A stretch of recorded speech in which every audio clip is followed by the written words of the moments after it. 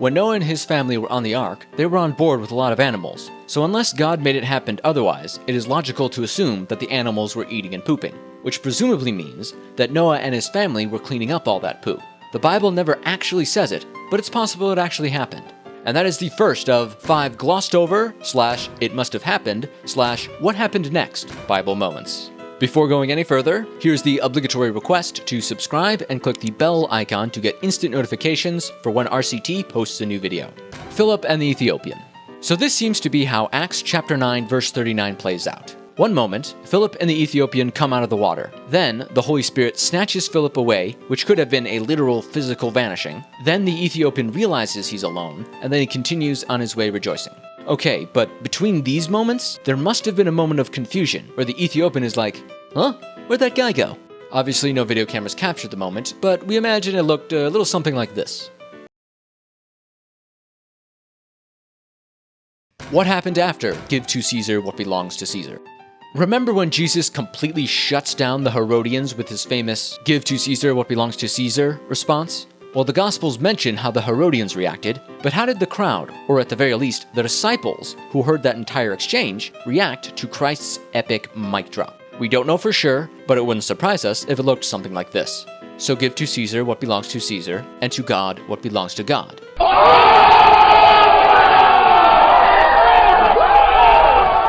Numbers 22, Talking Donkey.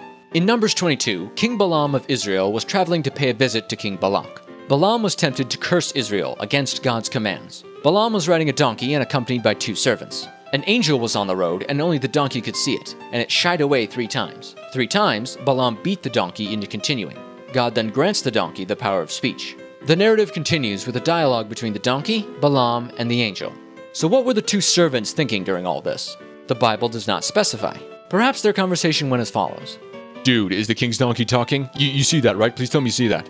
Yeah, I definitely see that. And what is that? What is that? Is there an angel on the road? There's an angel on the road. What is going on here? Jesus after the trial by the Sanhedrin.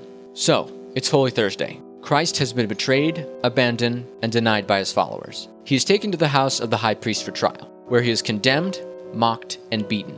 In several hours, the events of Good Friday will begin. But what about those few hours after the trial? Perhaps this is what happened. Tradition suggests that Christ was tied with a rope around his upper body and lowered into a cave that served as a dungeon located underneath the high priest's house. He probably would have been lowered just enough so that only his toes actually touched the ground. Even if Jesus didn't experience massive physical pain, he still would have been left alone in a cold, dark cave, extremely uncomfortable, unable to rest, and knowing that the events of Good Friday are approaching. Tradition also states that Christ spoke Psalm 88 during this time, which is appropriate considering it has lines like, "You plunged me into the bottom of the pit, into the darkness of the abyss." Today, the Assumptionist Fathers run the Church of St. Peter in Gallicantu in Jerusalem. You can see what is believed to be the sacred pit with your own eyes. There you have it. What other glossed over, it must have happened, or what happened next Bible moments do you know? Put it in the comments section. And here's the obligatory request to watch some more videos, subscribe, click the bell icon for instant notifications, and follow RCT on social media. Thank you very much.